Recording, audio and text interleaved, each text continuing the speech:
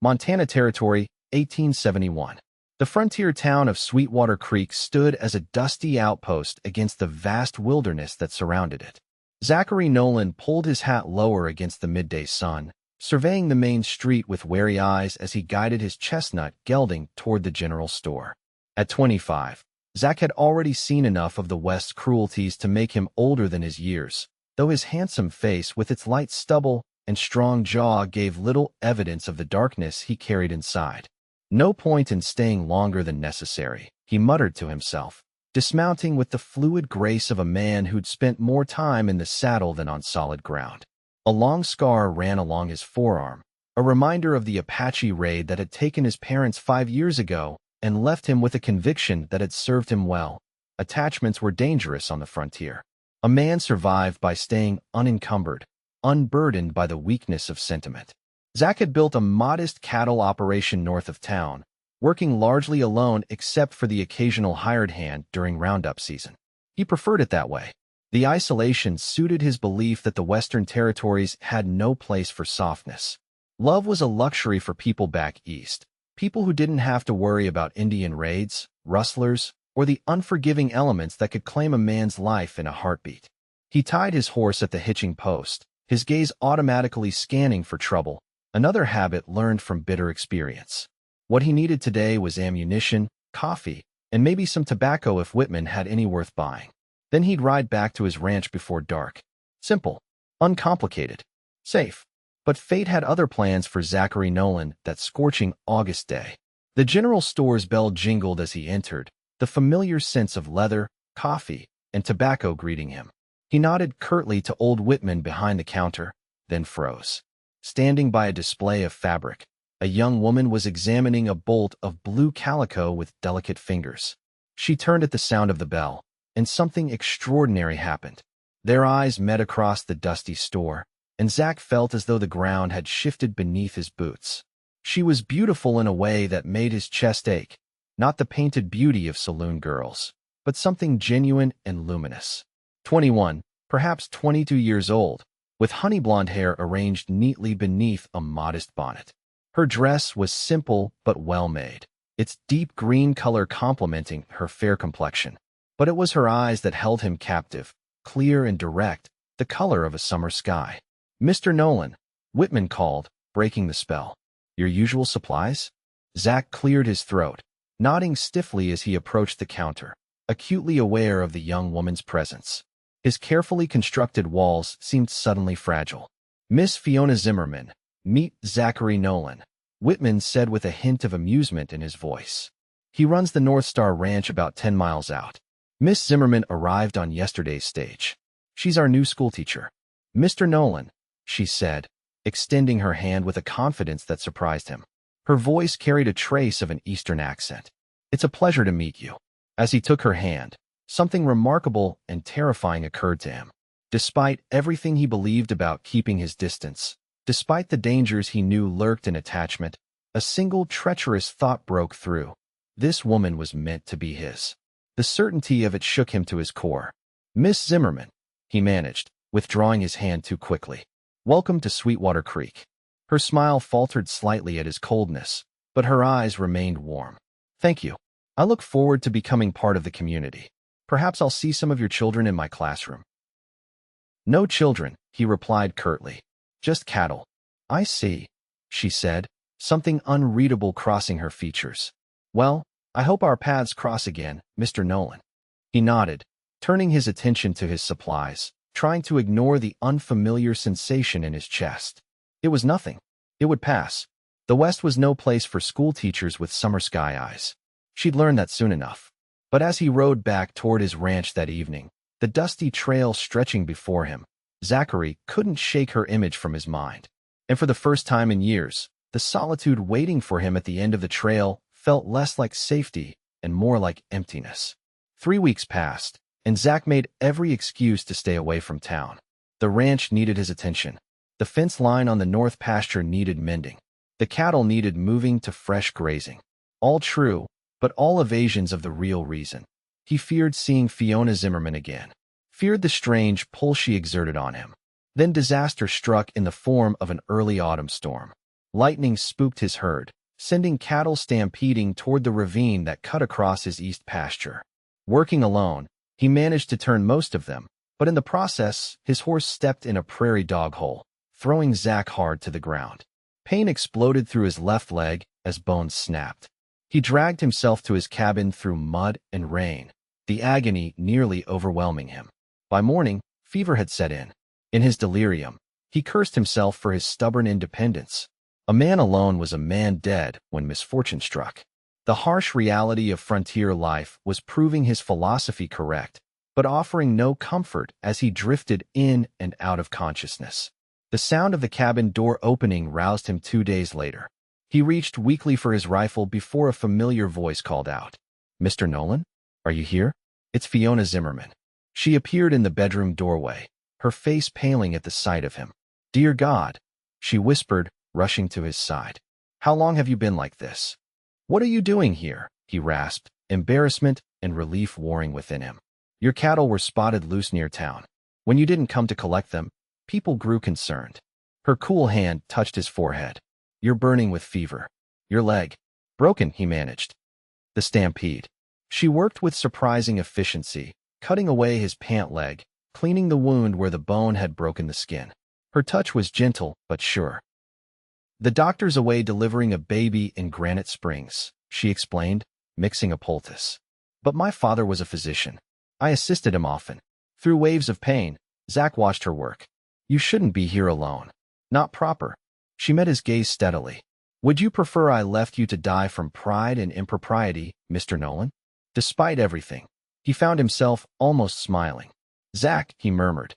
"My name is Zach." "Well, Zach," she said, her eyes softening. "I'm staying until you're stable. Mrs. Whitman knows where I am, and she'll send the doctor when he returns. Now, this will hurt, but I need to set your leg." He bore the pain as best he could, but lost consciousness when she aligned the bones. When he woke again, his leg was splinted, the fever had lessened, and Fiona sat in a chair beside his bed, reading by lamplight.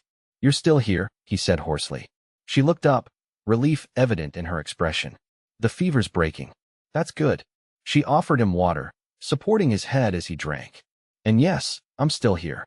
Contrary to what you might believe, Mr. Nolan, people don't have to face everything alone out here." "That hasn't been my experience," he said quietly. She studied him thoughtfully. "Then perhaps you've been looking in the wrong places." Over the next 3 days, Fiona tended him while neighbors helped with his cattle.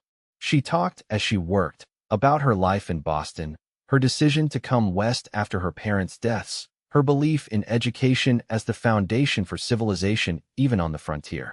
Against his will, Zach found himself drawn to her optimism, her intelligence, her quiet strength. "Why did you really come west?" he asked on the third evening as she changed his bandages. "Boston has schools that would pay better than Sweetwater Creek." She was quiet for a moment. "After my parents died of influenza, there was nothing left for me there. Too many memories. Too many well-meaning relatives trying to arrange suitable matches." Her hands paused in their work. "I wanted to build something of my own, somewhere I could make a difference. When I saw the advertisement for a teacher, something just called to me." "The West is dangerous for a woman alone," he said, the words coming from habit rather than conviction. "Life is dangerous, Zach," she replied simply. "But that doesn't mean it shouldn't be lived fully." On the 4th day, Dr. Peterson finally arrived and praised Fiona's handiwork.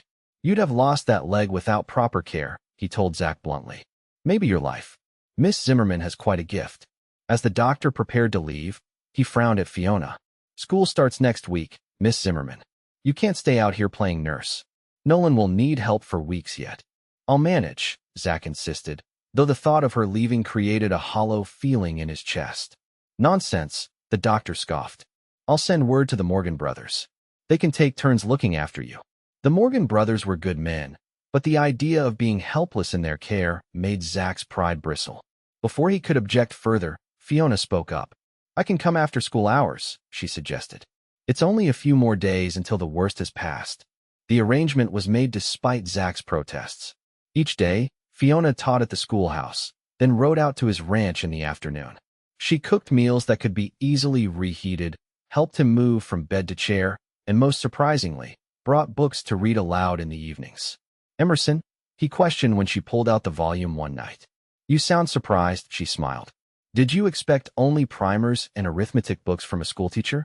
I didn't expect philosophy in a cattle rancher's cabin, he admitted. Her smile widened. There's a great deal about me you don't expect, I imagine. As October turned the cottonwoods golden along the creek, Zach found his perspective shifting.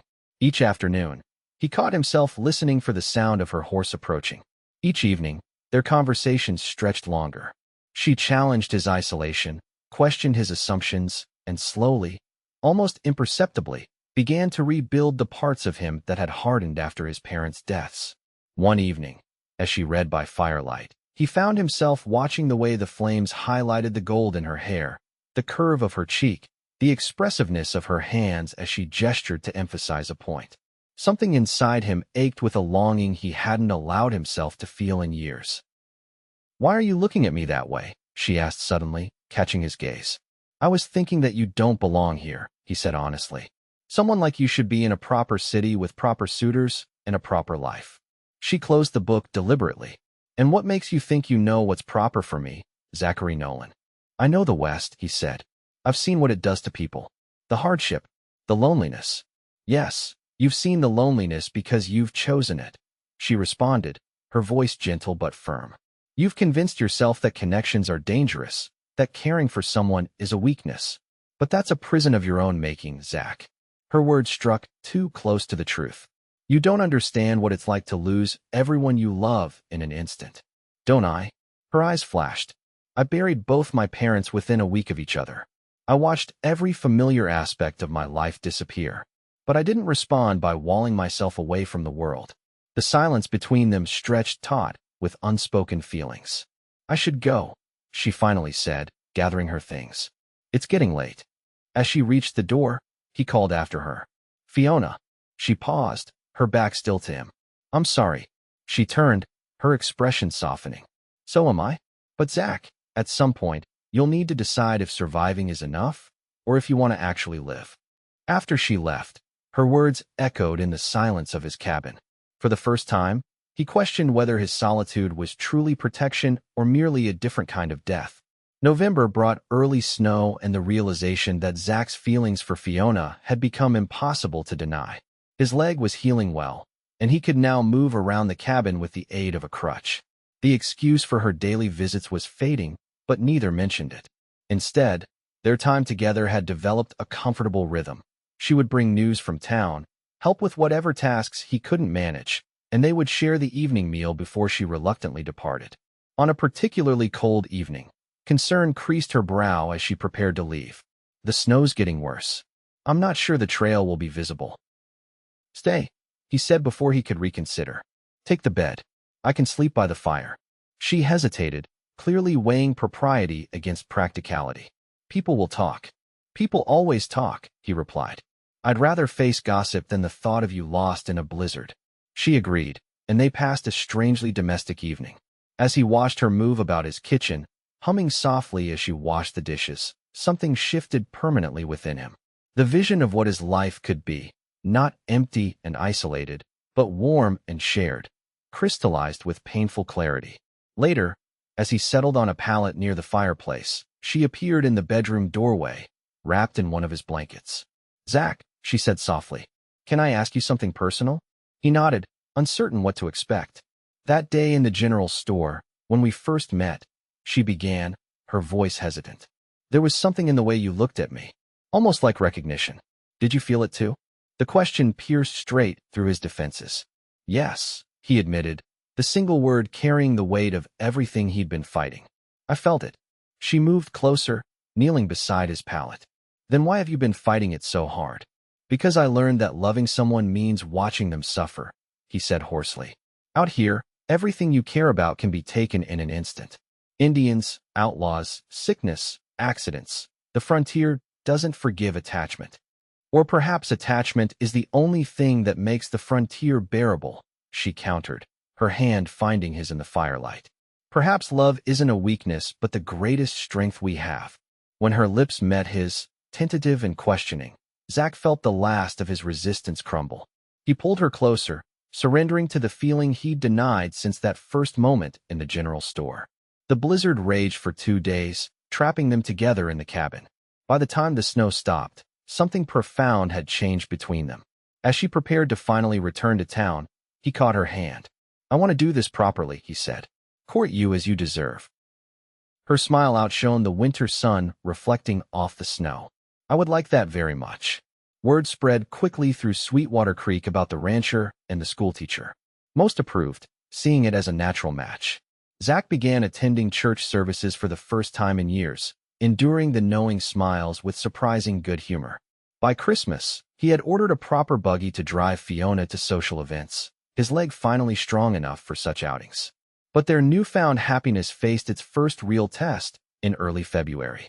Zach arrived at the schoolhouse to escort Fiona home, only to find her in heated conversation with a well-dressed stranger. "Ah, perfect timing," the man said with a smile that didn't reach his eyes. "You must be the rancher I've heard so much about. Maxwell Thornton, at your service." Maxwell is an old acquaintance from Boston, Fiona explained, her face unnaturally pale. "He's passing through on business.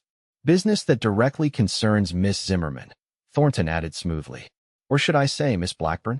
Zach looked sharply at Fiona, whose expression confirmed the accusation. "Blackburn? A small deception," Thornton continued. "One of many, I'm afraid. Did she tell you she was engaged before fleeing Boston? To my cousin, as it happens. A most advantageous match that would have secured her future after her parents' unfortunate passing." "That's enough, Maxwell," Fiona said, her voice tight. "What happened in Boston is in the past." "Is it?" Thornton raised an eyebrow. "Your fiancé's family might disagree. They invested quite substantially in your father's medical practice. Debts that remain unpaid." The revelation hung in the air between them. Zach struggled to reconcile the woman he loved with this new information. "Why didn't you tell me?" he asked quietly. "Because I was afraid," she admitted. "Afraid you'd look at me differently. The engagement was arranged by my uncle after my parents died. I never loved Harold. When I realized they expected me to marry him to settle my father's debts." She straightened her shoulders. "I chose freedom instead." "Freedom?" Thornton scoffed. "You chose to run from your obligations. Harold's family could press charges for breach of promise." "Those debts weren't mine," Fiona said firmly. "My father never would have wanted me to sell myself to pay them." Thornton's expression hardened. "Regardless, I've been authorized to offer you a choice. Return to Boston and honor your commitment, or face legal consequences. The family can make life very difficult for a young woman alone, even out here." "She's not alone," Zach said, finding his voice at last. "And she won't be returning with you." "How chivalrous," Thornton sneered. "Do you even know who you're defending, rancher?" "Fiona Blackburn, who abandoned her fiancé without a word, who stole family jewelry to fund her escape." "It was my mother's jewelry," Fiona interrupted. "The only thing they couldn't take from me." "The courts might see it differently," Thornton warned. "Think carefully about your position, Fiona. A schoolteacher's reputation is everything. How long do you think you'll keep your position once the town learns you're a fugitive from justice?" The threat hung in the air as he departed, promising to return the next day for her answer. In the silence that followed, Zach struggled with conflicting emotions, betrayal at her deception, anger at Thornton's threats, and underneath it all, the certainty that he couldn't lose her. "I should have told you," she said quietly as they walked toward his buggy. "I was afraid. Afraid it would confirm everything you believed about attachments being dangerous." "Why Zimmerman?" he asked. "My mother's maiden name. I thought I could start fresh. Be the person I wanted to be, not who others expected." Her voice broke. "I never meant to deceive you, Zach. But by the time we grew close, I didn't know how to tell you." They drove in tense silence back to town. At her boarding house, he helped her down from the buggy, his mind racing with implications. "What will you do?" he finally asked. She met his gaze directly, her eyes swimming with tears she refused to shed. "I won't go back. I can't.